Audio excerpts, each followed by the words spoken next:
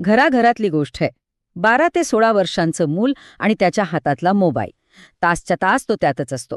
पण मग प्रश्न पडतो की हा मोबाईल खरंच गरज आहे की आता ते व्यसन बनलंय? आणि नेमकी हीच गोष्ट, हीच ती बारीक रेषा आज आपण समजून घेणार आहोत. हे बघा, मोबाईलशिवाय आजकाल जमत नाही, हे तर खरं आहे. म्हणजे ऑनलाईन क्लासेस घ्या किंवा मित्रांशी बोलायचं असेल, मोबाईल लागतोच. पण हीच गरज हळूहळू अगदी नकळतपणे व्यसनात कधी बदलून जाते ना, तीच तर खरी समस्या आहे. ती एक पुसटशी रेषा असते, जी मुलं कधी ओलांडतात हे अनेकदा पालकांच्या लक्षात सुद्धा येत नाही. आणि हो, हाच तो प्रश्न आहे जो कित्येक पालकांना रात्री शांत झोपू देत नाही. आपल्या मुलाच्या हातातला मोबाईल गरजेपुरता आहे की आता ते व्यसन बनलंय, हे ओळखणं खरंच सोपं नाहीये. चला, तर मग याच प्रश्नाचं उत्तर शोधायला थोडं खोलात जाऊया. ठीक आहे, तर मग खोलात जाऊया. म्हणजे बघा, कोणत्याही समस्येवर उपाय शोधायचा असेल तर आधी तिचा मूळ समजून घ्यायला हवं, बरोबर? आणि विशेषतः हे जे 12 ते 16 वयोगट आहे ना, याच वयात मोबाईलचं व्यसन लागण्याचा धोका इतका जास्त का असतो? चला, हेच पाहूया. कल्पना करा, या वयात मुलांचा मेंदू म्हणजे एका इमारतीसारखा असतो, जिचं बांधकाम अजून सुरू आहे. तो पूर्णपणे तयार झालेला नाहीये आणि म्हणूनच भावनांचा प्रचंड कल्लोळ असतो. इतरांनी आपल्याला स्वीकारावं, आपल्याला महत्त्व द्यावं, ही एक तीव्र इच्छा असते. लक्ष वेधून घेण्याची गरज असते. या सगळ्या गोष्टी एकदम पीकवर असतात. आणि ही जी एक भावनिक पोकळी तयार होते ना, ती व्यसनाला जणू काही आयातच आमंत्रण देते. आणि मग बरोबर याच वेळी एंट्री होते मोबाईल फोनची. तो त्या अपरिपक्व मेंदूला नेमकं तेच देतो जे त्याला त्या क्षणी हवं असतं. काय? तर झटपट मिळणारा आनंद. कोणताही त्रास न घेता, कोणतीही मेहनत न करता. बरं, हा आनंद मिळतो कुठून? तर सोशल मीडियावरचे लाईक्स, गेम्समधली प्रत्येक जिंकलेली लेव्हल आणि ते कधीही न संपणारे रील्स स्क्रोल करत राहा. प्रत्येक वेळी जेव्हा असं काही होतं ना, तेव्हा मेंदूला एक छोटासा रिवॉर्ड मिळतो. एक आनंदाची लहर येते आणि मग काय, तेच पुन्हा पुन्हा करावंसं वाटतं. आणि सगळ्यात महत्त्वाचं, मोबाईल एक असं व्हर्च्युअल जग तयार करतो जिथे कोणी जज करत नाही, कोणी ओरडत नाही, कुणाच्या अपेक्षांचं ओझं नसतं. म्हणजे खऱ्या जगातला तो अभ्यासाचा ताण, पालकांच्या अपेक्षा, या सगळ्यांपासून पळून जाण्यासाठी ही एक अगदी परफेक्ट, सुरक्षित जागा होऊन जाते. आणि हेच ते धोकादायक कॉम्बिनेशन आहे. एका बाजूला तो भावनिक, अपरिपक्व मेंदू आणि दुसऱ्या बाजूला मोबाईलमधून मिळणारा तो झटपट आनंद. याच मिश्रणामुळे एक साधी वाटणारी सवय कधी नकळतपणे एका मोठ्या व्यसनात बदलते ना, याचा पत्तासुद्धा लागत नाही. ओके, तर व्यसन का लागतं हे तर कळलं. पण ते लागलं आहे हे ओळखायचं कसं? चला, आता अशा काही लक्षणांबद्दल बोलूया जे धोक्याची सूचना देतात आणि पालकांनी ती वेळीच ओळखायलाच हवीत. हे धोक्याचे इशारे ओळखायलाच हवेत. विचार करा, फोन बाजूला ठेव म्हटल्यावर घरात महाभारत होतं का?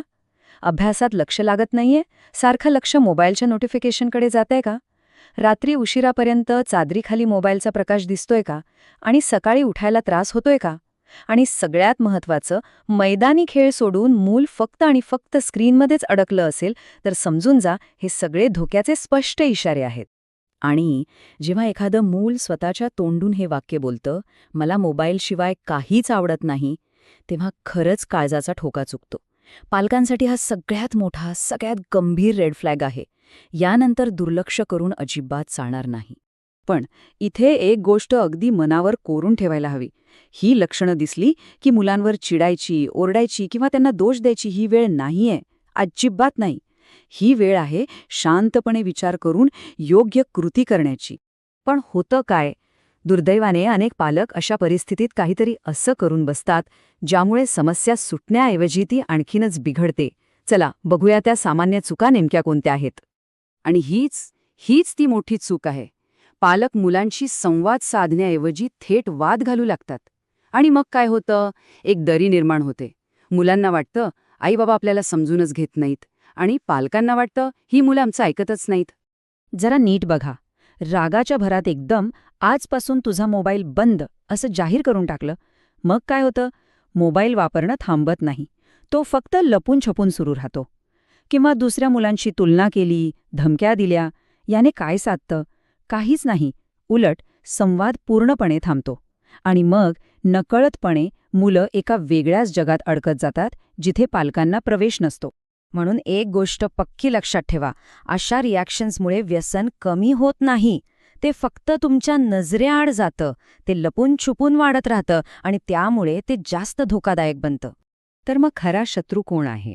मोबाईल? नाही, मोबाईल हे फक्त एक साधन आहे. खरा शत्रू किंवा खरा धोका आहे तो त्याचा चुकीचा आणि प्रमाणापेक्षा जास्त वापर. आपलं लक्ष मोबाईल हिसकावून घेण्यावर नको, तर त्याचा योग्य वापर कसा करायचा हे शिकवण्यावर असायला हवं. मग आता सगळ्यात मोठा प्रश्न समोर उभा राहतो. जर ओरडल्याने, शिक्षा केल्याने, रागवल्याने ही समस्या आणखी वाढत असेल, तर मग यावर उपाय तरी काय? मुलांशी पुन्हा संवाद कसा साधायचा? त्यांना या व्यसनातून बाहेर कसं काढायचं? विचार करायला लावणारा प्रश्न आहे, नाही का? सततचं ते स्क्रोलिंग, घरातल्या घरात संवाद कमी होणं आणि मुलांमधला चिडचिडेपणा, हे सगळं बघून ना काय करावं हे सुचत नाही. पण थांबा, यावर एक वेगळा दृष्टिकोन आहे. नियंत्रणाचा नाही, तर नात्याचा. चला तर मग आजच्या या विश्लेषणात आपण तोच दृष्टिकोन जरा सविस्तरपणे समजून घेऊया. हा प्रश्न आजकाल जवळजवळ प्रत्येक घरात विचारला जातोय, नाही का?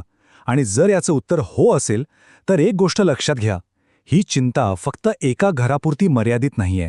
ही एक खूपच सामान्य समस्या बनली आहे. पण चांगली गोष्ट ही आहे की ह्यावरचा उपाय आपल्याच विचार करण्याच्या पद्धतीत दडलेला आहे. बरं, जेव्हा मुलांच्या मोबाईलचा विषय निघतो तेव्हा आपली पहिली प्रतिक्रिया काय असते? साधारणपणे आपण नियंत्रणाचा विचार करतो. म्हणजे वेळ ठरवून देणं, काही नियम लावणं किंवा मग सरळ फोनच काढून घेणं. पण खरं सांगायचं तर हे सगळे वरवरचे उपाय आहेत. खरा आणि कायमस्वरूपी उपाय आहे मुलांसोबतची जवळीक वाढवणं, त्यांच्यासोबत एक घट्ट मजबूत नातं तयार करणं. आणि हे करण्यासाठी आपल्याला फक्त 3 सोपी पावलं उचलायची आहेत. चला मग बघूया त्यातलं पहिलं पाऊल काय आहे. तर पहिलं आणि सगळ्यात महत्त्वाचं पाऊल, मित्र बना. हो, यातच सगळं आलं.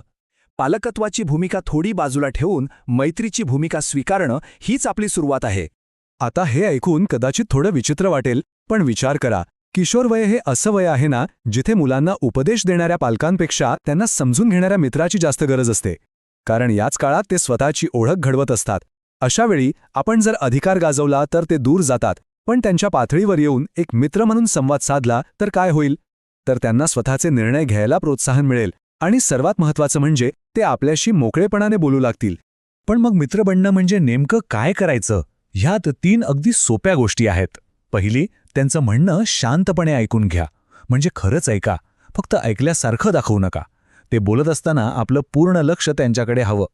दुसरी गोष्ट, शांत संवाद. मतभेद होणारच, पण तरीही आवाज न चढवता शांतपणे बोला.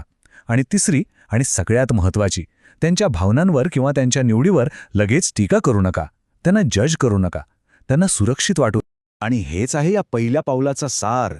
बघा, जेव्हा मुलांना घरातच एक चांगला विश्वासू मित्र मिळतो ना, तेव्हा त्यांना बाहेरच्या किंवा त्या मोबाईलच्या आभासी जगात आनंदी शोधण्याची गरजच कमी भासते.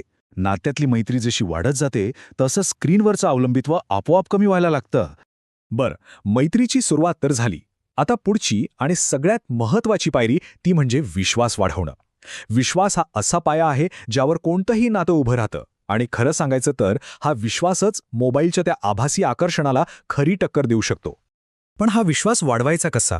त्यासाठी एक थोडा वेगळा पण खूप प्रभावी मार्ग आहे. तो म्हणजे आपल्या चुका, आपलं अपयश आणि आपल्या किशोरवयातल्या संघर्षाच्या कथा त्यांच्यासोबत शेअर करा. हो, बरोबर ऐकलत. आपण नेहमीच एक आदर्श परफेक्ट पालक म्हणून नाही, तर एक माणूस म्हणून त्यांच्यासमोर जायला हवं. विचार करा, जेव्हा आपल्या तोंडून हे वाक्य बाहेर पडतं की अरे, माझ्याही आयुष्यात असंच काहीतरी झालं होतं, तेव्हा मुलांच्या मनावर त्याचा काय परिणाम होत असेल? त्यांच्या मनातली भीती, तो एकटेपणा कुठल्या कुठे नाहीसा होतो. त्यांना वाटतं की अरे वा, आपले आईबाबा आपल्याला समजू शकतात, कारण तेही याच टप्प्यातून गेलेले आहेत. आणि याच क्षणी ते आपल्या खूप जवळ येतात. तर मुद्दा अगदी सरळ आहे. अशा प्रकारे आपल्या गोष्टी शेअर केल्याने खऱ्या माणसांवरचा विश्वास वाढतो. आणि हा विश्वास मोबाईलच्या कोणत्याही वायफाय कनेक्शनपेक्षा कितीतरी पटीने जास्त मजबूत असतो.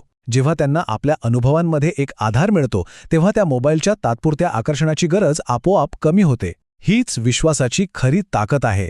चला, आता मैत्री झाली, विश्वासही वाढला, पाया एकदम पक्का झालाय. आता वेळ आहे मोबाईल वापराच्या काही प्रॅक्टिकल गोष्टींबद्दल बोलायची, म्हणजे नियम बनवायची.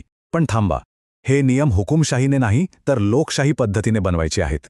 आणि इथे एक खूप महत्वाचा फरक आपण सगळ्यांनी समजून घेतला पाहिजे. आपला उद्देश शिक्षा म्हणून फोन हिसकावून घेणं हा अजिबात नाहीये. आपला उद्देश आहे मोबाईलला त्यांच्या आयुष्यातून काढून टाकणं नाही, तर त्याची भूमिका बदलणं. म्हणजे तो मनोरंजनाचं एकमेव साधन न राहता एक उपयुक्त साधन कसा बनेल हे बघणं.